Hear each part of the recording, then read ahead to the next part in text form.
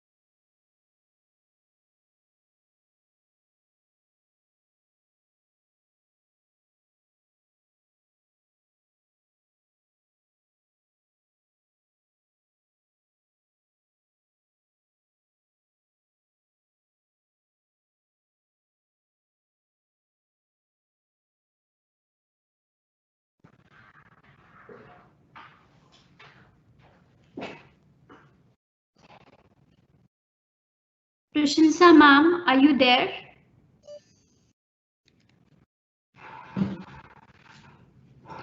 Sorry, audience, due to some technical glitches and problem, we're trying to connect Prashansa ma'am online. Please bear with some patience.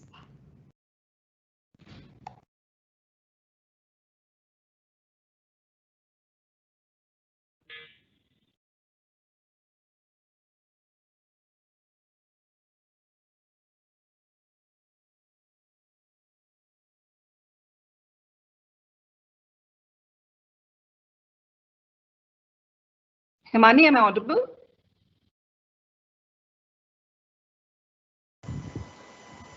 Yes, you are.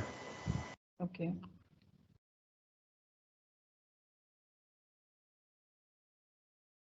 So thank you, Himani, for the lovely introduction. It's an honor for me to be here today and share the online space with the esteemed guests we have today here with us.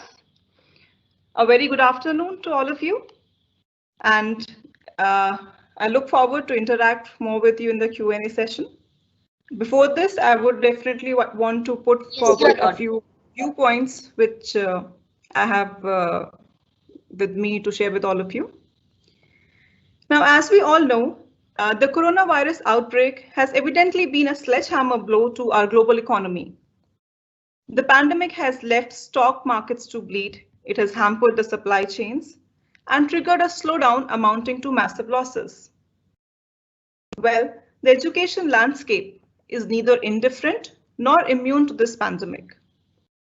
Our institutions have shut down, the exams have been postponed. Some want unconditional promotion to higher classes, some dispute on the grounds of merit. The teachers, the students, and the management staff, they're also finding it very difficult to commute to the schools. There is very little learning which is going on. The banks, they're also working on very limited basis, and that too in high priority area.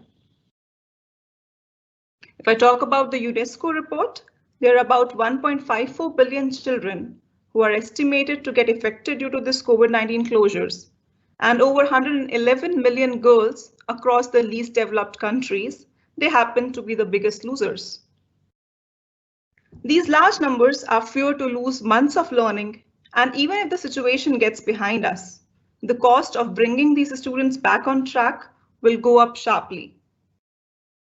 From the business perspective, the closures have created tremendous financial pressure on the schools.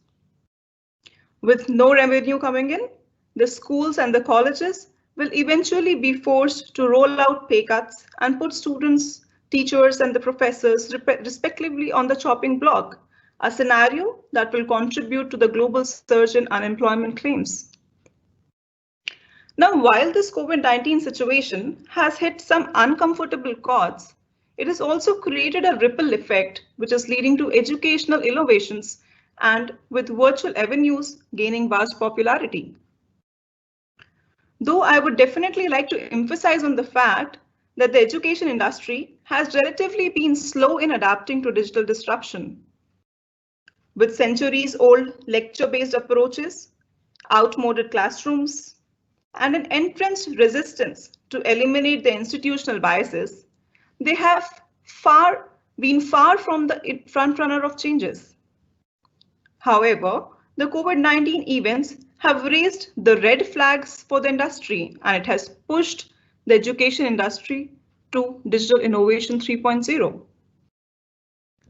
Now, until very recently, there used to be a never-ending debate on whether a student information system can satisfy the needs of schools as per the standards today, and if the online learning and the distance education would be as effective as traditional education systems. Sometime in the second week of March, the state governments across the country began shutting down schools temporarily, and now it's been more than a month, and there is no certainty when they will reopen.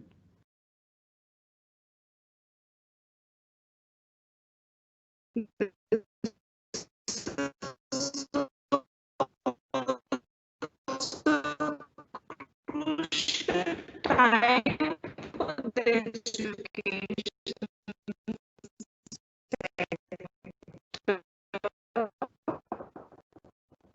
fast services today, the platforms which could serve the need in each area of an education.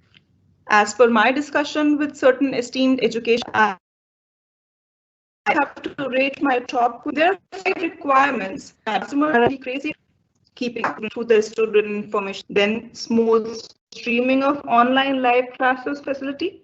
The third one being ensuring uninterrupted student to student and student teacher, and in fact teacher to parent interaction. Then management of overall classes with class information that are running currently at a glance. Also, the platforms which can run on low bandwidth. Functionalities like whiteboard or writing surface, they are actually of utmost importance today. Enabling the submission of assessments, tests, and assignments online, that is also very much required. Another factor is the M-learning, which is the mobile learning, is now more important than ever. Stakeholders want to be able to access the material anywhere, anytime. There are many competitors in the market too, in fact. Now, so with us, there was a question that how and why we are different and advanced from the other free platforms which are available and other paid services which are available in the market. So moving on to my next slide, answering to all of these questions. We have the SI system that has changed over time, and we have tried to incorporate all of these requirements which the education sector is looking for these days.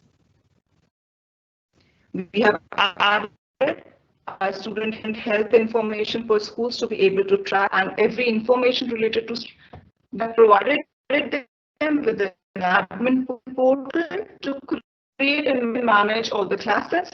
The management is in fact is on and we have also created the whole infra of the school, which is the team's capability, and provides the facility for the students to come and join the classes with just one link.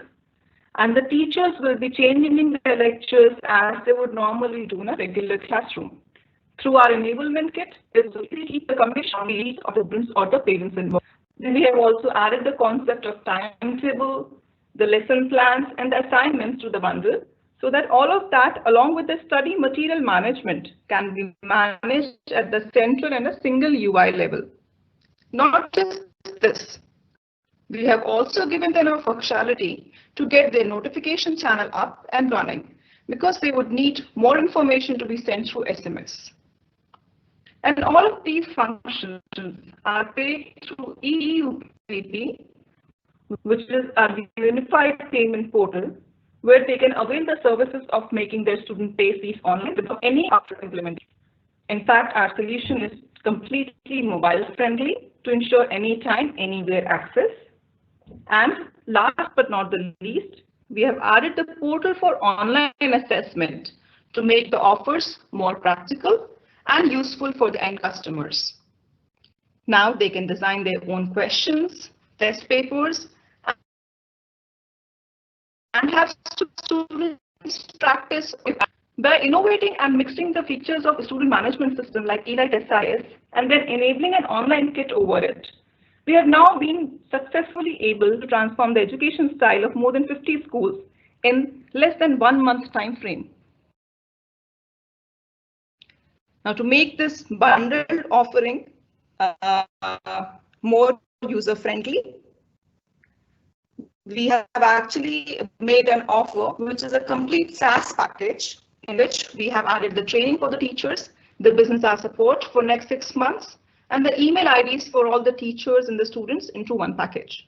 And all of this is being implemented for a single school in a total of 4 working days from the date of data collection. With this, we see the culture of learning anywhere or anytime gaining ground. Also, we have seen that the proctoring and assessment solutions, which have been around for a while, have mostly been a victim of neglect, are experiencing an uptick in the market engagement and have found themselves an active role in strengthening the field of digital learning. So without taking much time, I would like to close my session, bringing focus on the point that though the automated systems are gaining ground, there is a digital skills shortage that can potentially hold back the promise of digital learning. Fortunately, the education institutions these days are quick enough to act and accelerate their efforts to help their workforces scale and adapt to the new dynamics of work. But we must not forget that the digital training sessions, the workshops, and the webinars which are required to be organized to speed up with the emerging need and help the teachers and the faculties to ensure the continuity of learning in every way possible. In fact, the counseling sessions are also required to inspire the teachers and to empower them to make a seamless transition from the chalkboards to the digital screens and help them feel secure in the new environment. Thank you. With this, I close my speech for today. Over to you, Himani.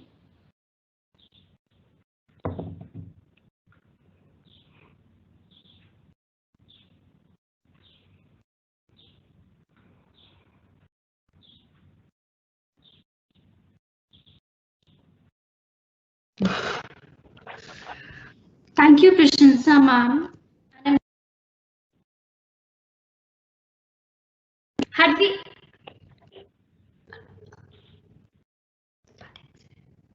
Thank you, Prashansa ma'am, and I'm really awestruck by the list of features you talked about.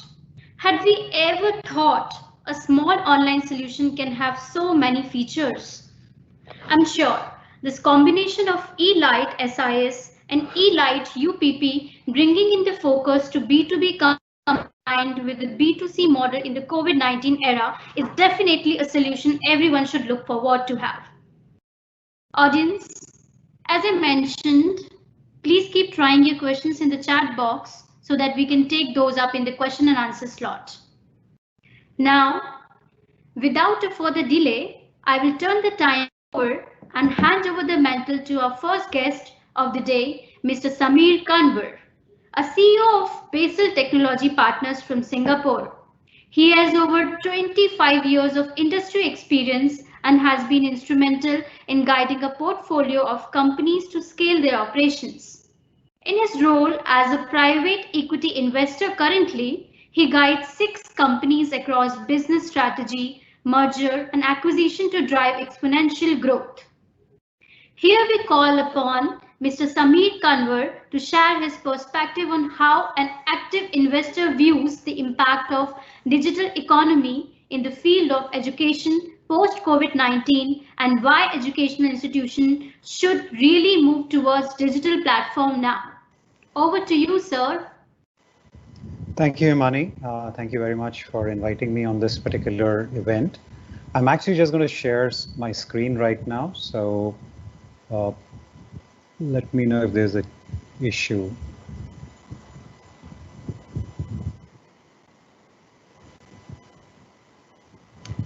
Okay, good evening, everybody. I hope you can actually see my screen now.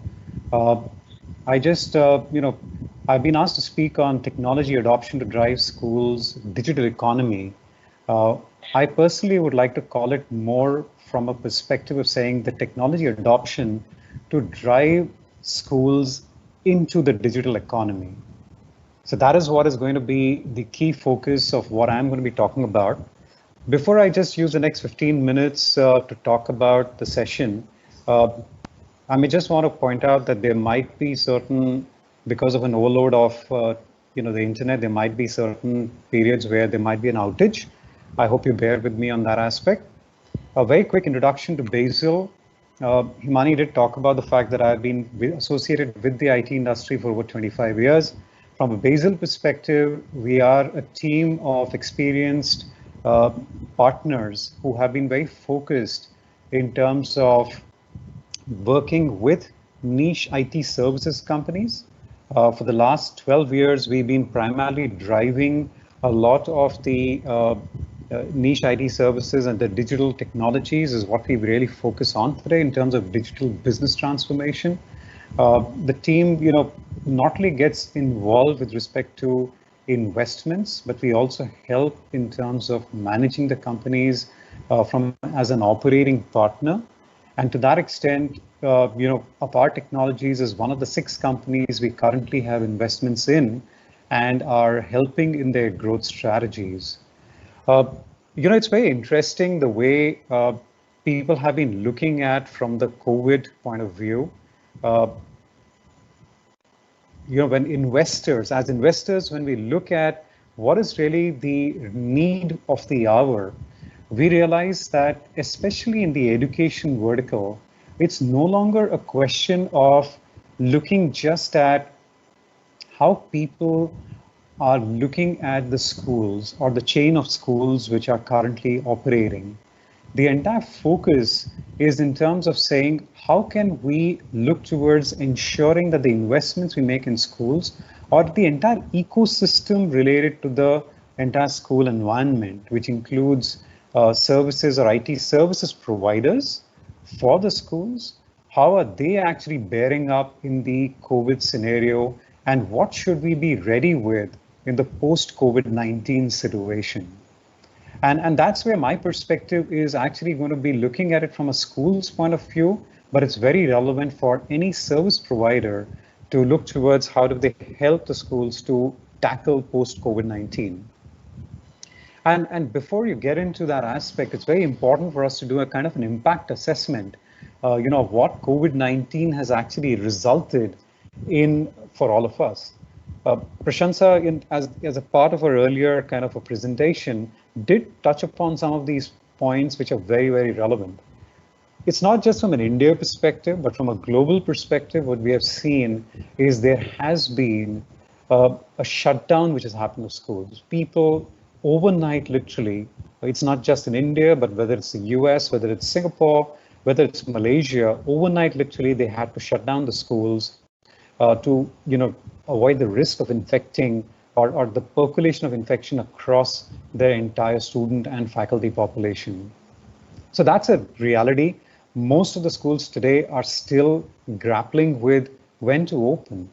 Now, the challenges which come across the readiness, be it from an infrastructure perspective or even from a teaching faculty point of view, to pivot to online education was very, very limited. Even till date, I have seen that there are very few schools which have been actually able to pivot to an online education. And there are multiple factors for that, right from accessibility to internet or a mobile internet, or looking at even the online kind of content which is available to teach readiness of students, having the right infrastructure. There could be a variety of reasons. But what is worrying, or globally the situation, whether it's the governments which are getting worried about, whether the schools are getting worried about it, there is what we potentially are talking about, a lost generation of students. And this is the biggest worry which people are concerned about today. The impact of the lost generation is not just immediate, but it's going to actually hit us in years. Given the fact that we are talking about, if the concepts which are being taught to students in the schools are today not clear, that's going to have an issue with respect to their understanding as they move forward. And of course, everybody is very aware of the fact that if there are certain students who are not able to actually complete their, grade 12, for example, how do they take online exams? How do they get into the next level of education? And people are passing out from the colleges, again, issues with respect to jobs. So there is a kind of a domino effect which we are seeing. And that is where this entire focus on the lost generation of students and how to overcome that is becoming a very critical factor. There is still a big uncertainty with respect to the reopening of schools. And even if the schools do reopen, what is the focus with respect to how do we, if we open, how do we protect our students? How do we protect faculty? How do we ensure that there is an isolation of any cases which come across? These are very, very real problems which people are faced with today. And that is what a lot of countries are today even going to the extent of saying there'll be no reopening till either a vaccine is found or at least this entire year is a washout for us. Let's talk about next year.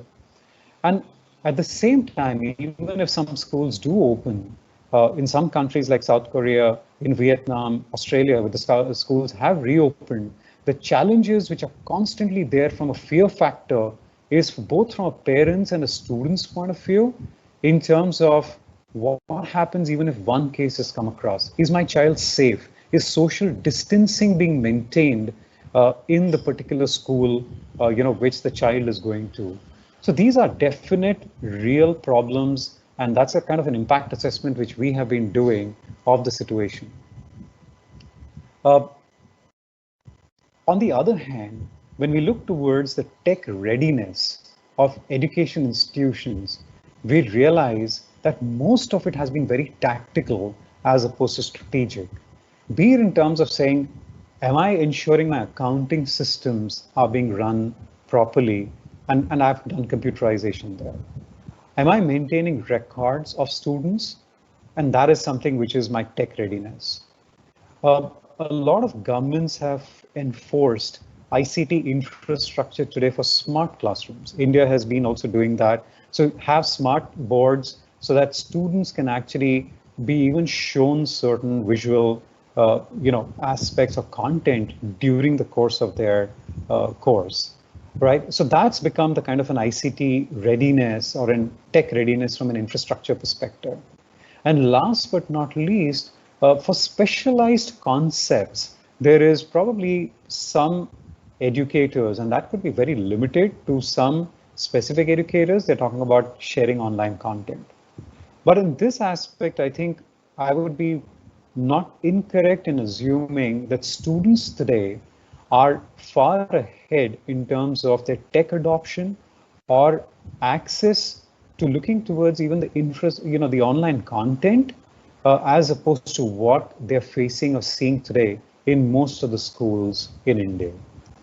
And that's where, whether you look towards some of the tools like Byju's, or in the past what Khan's Academy had started off, this entire aspect was in terms of online learning, is gaining a lot of prominence. And that's something which education institutes need to, especially given today's situation, need to look towards how do we adopt, or look towards adapting ourselves to be more relevant in today's infrastructure. And this picture to me was very, very interesting, because I call it the need of the hour, but what it depicts is an empty classroom, but teaching is still going on, right? And that is where, for schools to be relevant in the post-COVID economy, staying relevant through a combination of offline and online teaching methodologies through technology adoption is going to be extremely critical. I look at the entire aspect from, and when I talk about myself, I'm looking at more from the investment community. Today, for any investments which are made in, let's say, a school chain or even schools by the VC or the private equity community, most of us today are looking at three pillars from a technology adoption perspective, or the critical success factors. The first one is what we term as the infrastructure readiness. Whether we like it or no, COVID-19 is here to stay. It'll be very similar to the flu. There will be a very seasonality aspect to this. There'll be new variants which are coming across. Even today, when we look at COVID-19, globally, there are multiple variants which are existing. So keeping that in mind, I think what's going to happen is that schools need to be prepared with one of the first aspects, what we in the technology space call as the Internet of Things. But in reality, the relevance of schools is going to be temperature monitoring. This is something most offices are doing today, which have reopened, that they are actually ensuring that anybody who walks into the office, be it an employee or a visitor, there's a temperature monitoring carried out right at the entrance. And during the course of the full workday, at least a couple of random temperature monitoring activities are carried out. At the same time, maintenance of social distancing or safe distancing is going to be very critical. So probably we will see an end to the era where there were 40 or 50 students which were huddled in a classroom with very little distance between each of them. To avoid the spread of the pandemic, it's going to be critical to ensure that there is safe distancing maintained, which is also going to be very critical to enhancing the ICT infrastructure, right? Because it's got to support what we call as a dual mode today, a combination of online and offline methodologies, whereby the same classroom, probably with half the capacity and on a rotational basis, but the classes going on as usual, with maybe 50% of students being in the classroom and the balance 50% taking the lessons from home, and then rotating on a weekly basis, for example, right? And this is going to be important while they're in school itself, to track the moment, to ensure that in case there is a detected case, contact tracing can be carried out, right? And this can be done through a combination with respect to your student iCards, but this is going to be important. So IoT and the enhancement of ICT infrastructure is going to be very critical. And God forbid, if there is a second wave or a third wave, as they're calling it, how do the schools pivot immediately to the online mode to ensure against the loss of teaching time, or even the examinations to be conducted on a timely basis? But here's also an opportunity. There has been a lot of students who are unable to attend because of financial reasons, schools, and they used to focus on night schools today, which is now pivoting towards online schools. And at the same time, there are a few schools which are very coveted, and the chains of schools which are very coveted, not just in India, but overseas as well, from the same curriculum perspective.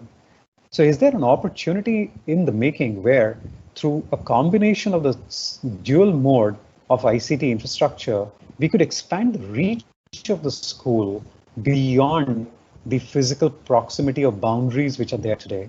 So that's another aspect which we are going to be seeing, coming up shortly. At the same time, the infrastructure availability for students is going to be critical. Singapore, for example, last week announced that they are accelerating the process of giving laptops or tablets to their students by 7 years. So every secondary school student in Singapore by 2021 will have access to a laptop or a tablet so that they can actually pivot to an online education on a constant basis.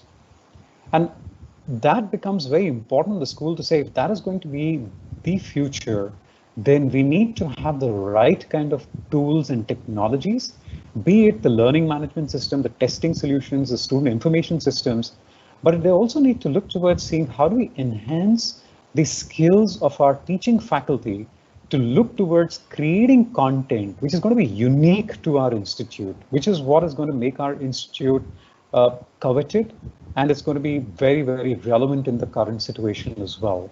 And that would also mean the teaching faculty relooks and looks at resetting the entire expectation to what the current generation of students who are more used to mobile phones, who are more used to tablets, and also have a very short attention span. Can we look towards gamification of the lectures, of the entire classes, so that the testing can also be fun for the students?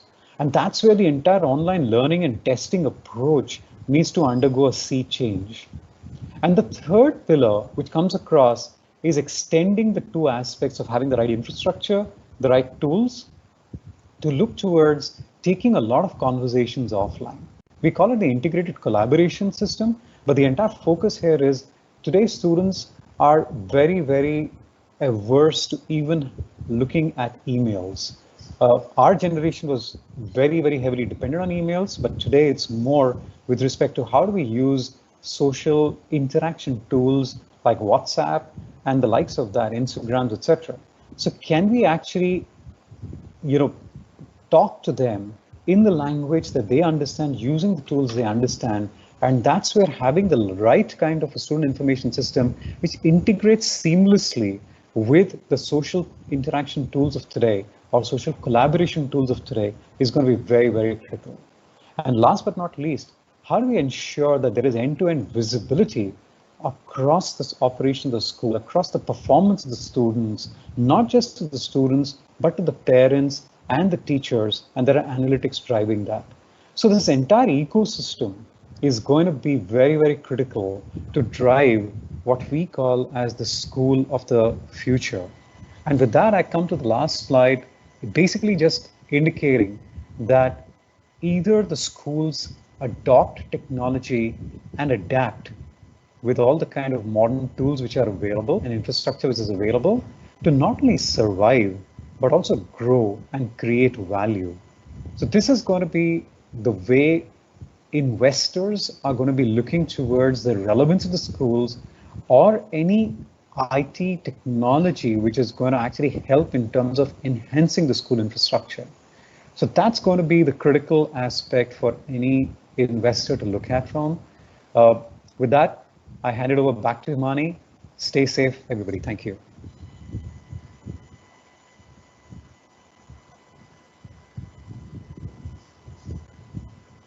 Thank you, sir. Thank you so much. Thank you for bringing across the insights. Thank you for enlightening and educating us. It was really informative. Empty classes, but teaching should still go on. You were right mentioning that in this time of crisis, a well-rounded and effective educational practice is what needed for the capacity building of young minds. It will develop skills that will drive their employability, productivity, health, and well-being in the decades to come, and ensure the overall progress of India. I'm sure the education audience here can relate each and every word you said, sir. I'm sure they must have gained ample of information from your speech. Right, audience? And yes, I can see the number of questions in chat. We will answer them all shortly. So now, I would like to invite our next speaker,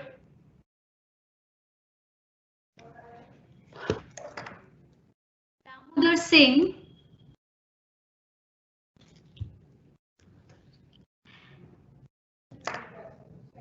Mr. Damodar Singh Welcome, sir. He is the founder president of Society for Unaided Private Schools of Rajasthan and would have seen all the ups and downs of the education world. He has been consulting institutes and making them future ready with his vast industry and legal insights. Perhaps one of the best people to be talking to us on how education institutes would be in the new world. Welcome, sir. Looking forward for an insightful session. Over to you, sir.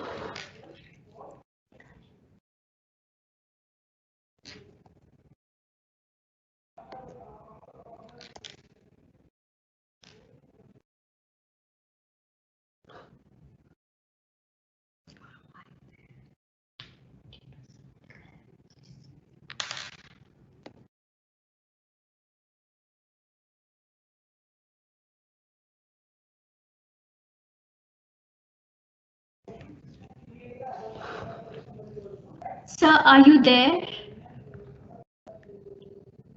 Damodar, sir, are you there?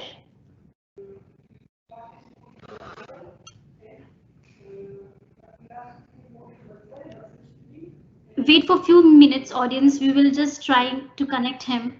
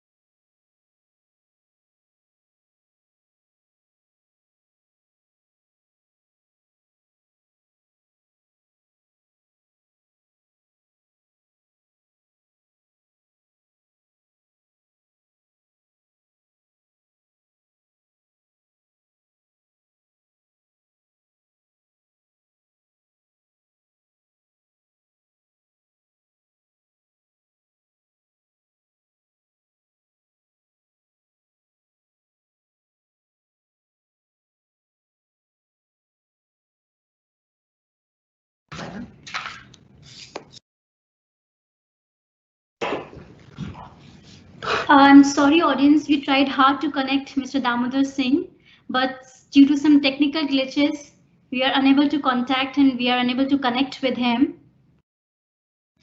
So let's give 1 more minute. We are still trying to connect. So just bear with patience. Just more 2 minutes. If we will get connected, he will be sharing his views on it. So just bear with patience for 1 minute, please.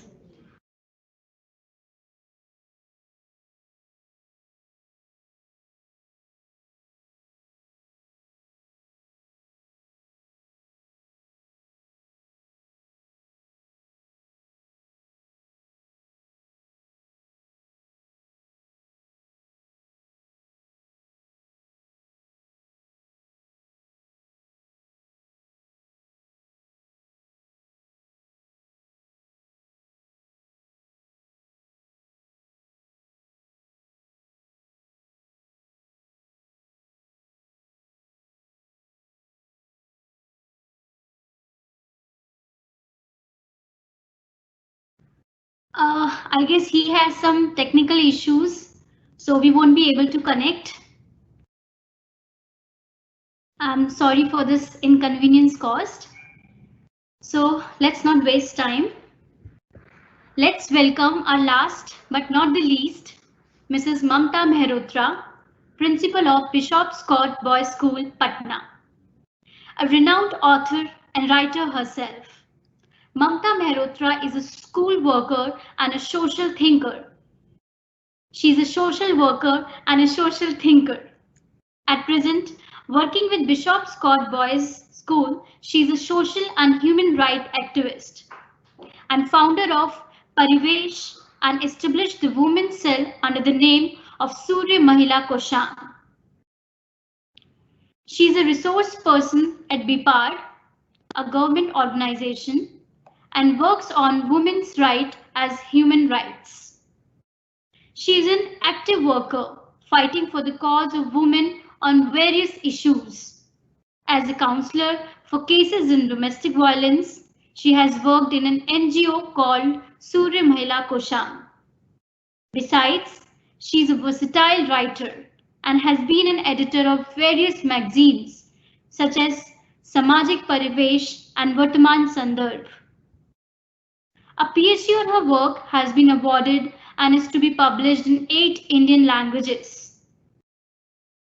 Associated with SERT, State Center for Education Research and Training, she writes course books for secondary and senior secondary classes in English. She has written several books in English and Hindi on gender issues also. So once again, let's welcome her. Over to you, ma'am.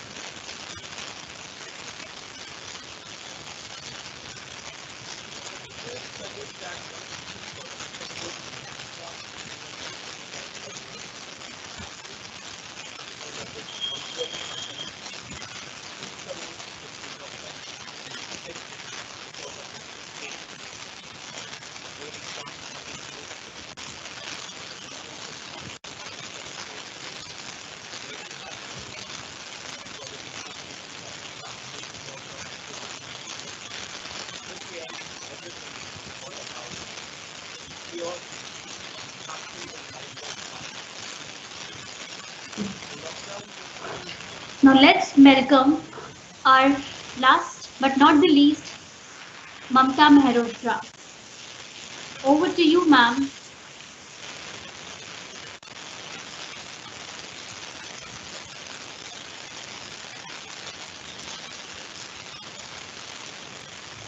Now we welcome last but not least, Mr. Mamta Mehrotra, Principal of Bishop Scott's Boys School, Patna, a renowned author and writer herself.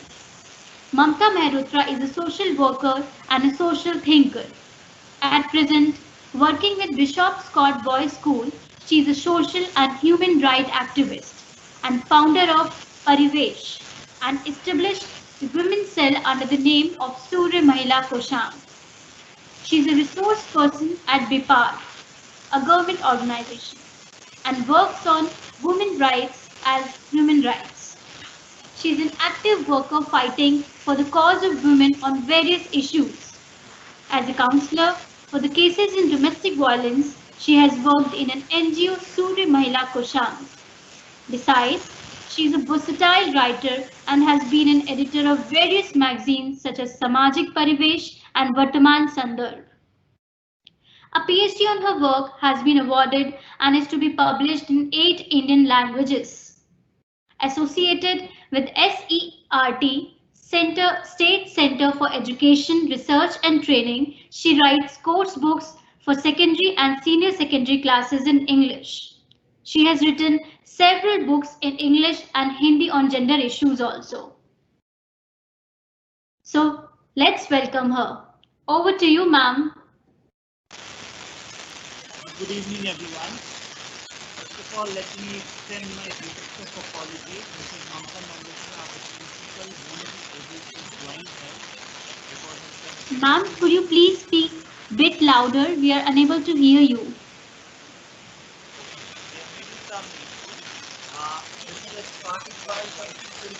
We can see your screen and your presentation is also visible to us, but your sound is not audible, ma'am. Could you speak a bit louder, ma'am? Is it audible? Not very clearly, ma'am. It's very low. The sound is coming, but sound is coming very low.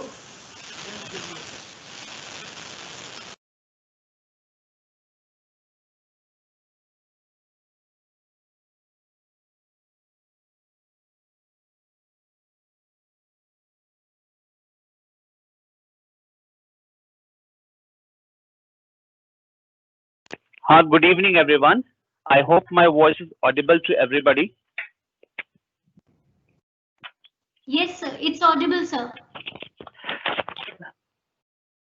So first of all, let me convey my deepest of apology as Mrs. Mamta Mehrotra ma'am is not available right now due to some urgent issues. So I hope I'll be able to communicate her points and views to the entire audience here. And please pardon me if I make some mistake on her behalf.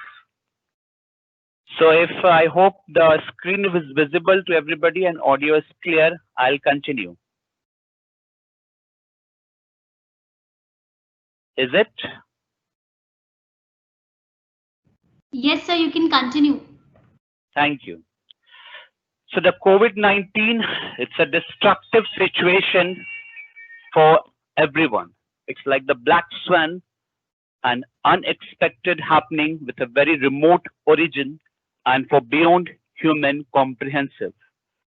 That's where the COVID outbreak occurred, which has taken over the whole world by surprise and definitely our country to the worst to be affected, and these are our children.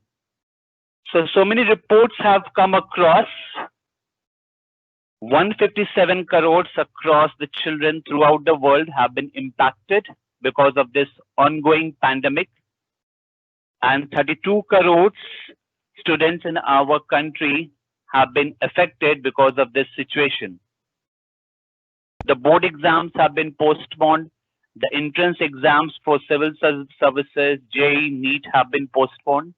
College examinations are impacted because of COVID-19.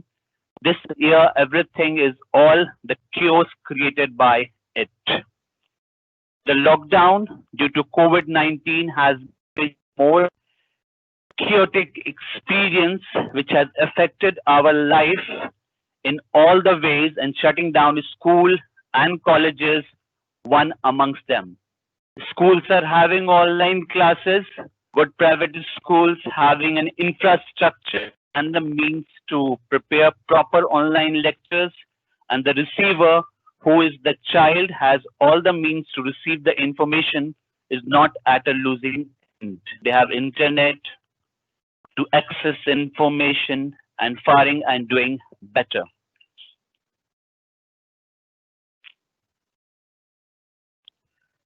But as the way we move ahead, the school, they have been the most affected.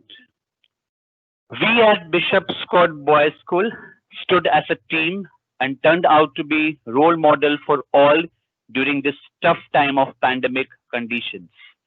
Schools were closed overnight, students were liberated from schools but confined to their homes. Parents had to grapple with keeping children productive at home. There has been a huge surge in phrases like how to teach online, best online teaching platforms, online teaching tools, and online teaching techniques, and the search continued. Finding the right online teaching platform was just the first step.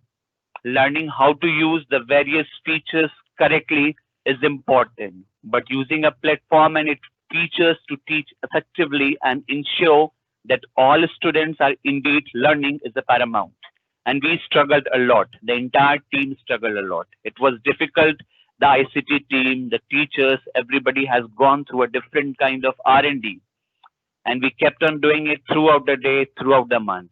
The search was something endless. And then came the platform of Microsoft Teams, which provided us all the answers to the search which we were doing. The school came up with so many teams to collaborate with the condition on a parallel mode. We all were at distant places. Nobody was in front of each other. We had to collaborate. We used WhatsApp group. We used different ways and means to collaborate with all the teachers, the coordinators. The HOD team led by the principal. The academic team led by the vice principal and the school coordinator. The editing team led by the ICT teachers. The online messaging group, email and communication system, parents communication system, calling in charges. All these WhatsApp group was working throughout the day, throughout the night. We were getting messages from the parents, from the teachers, from the external sources, and we had to coordinate for all the things coming to us. Integration of academics and co-curricular activities was a great challenge. We came up with YouTube channels. We came up with WhatsApp classes. We came up with audio and video files being sent to the students. The online study material was a unique idea. It was not only a study material. It was interactive in nature. With all notes, there were links. There were links for YouTube channel. There were links for online tests. There were links for interactive features. And it took time for the teachers. Most of them were having mobile phones. They were not having laptop.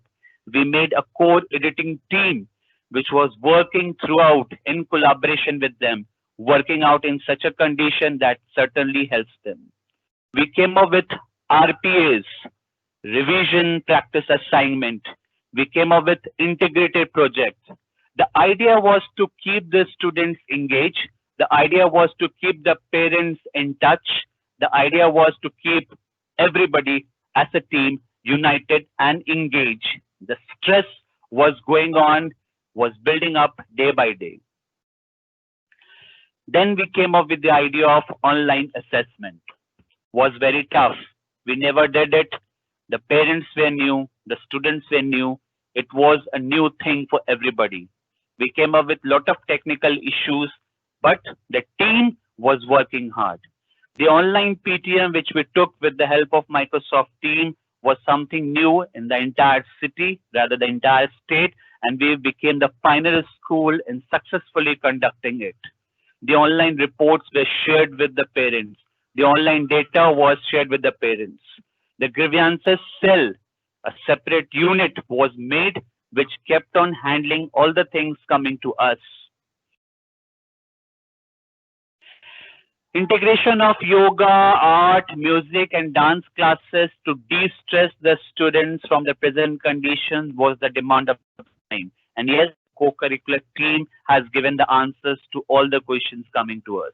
Parallel team working on several fronts to keep the teachers free of stress for a particular duration was done. The co-curricular team took the entire online summer camp on their own.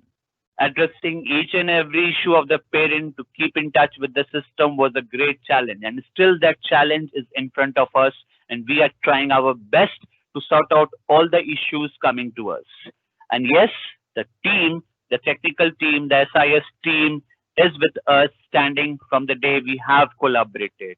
They are answering our mail, they are answering our calls, and of course, they were with us. That's why we were able to provide all the solutions for the problems coming to us. We have always sent our children to school, but now things have changed. Now teachers are coming home. Whether we or they like it or not, doesn't matter. What matters is parents and teachers finding and establishing a new equilibrium and a new normal. Inclusive learning solutions, especially for the most vulnerable and marginalized, need to be developed. Still, that gap is there, and we have to work on building up that gap. As a school, we are also facing it.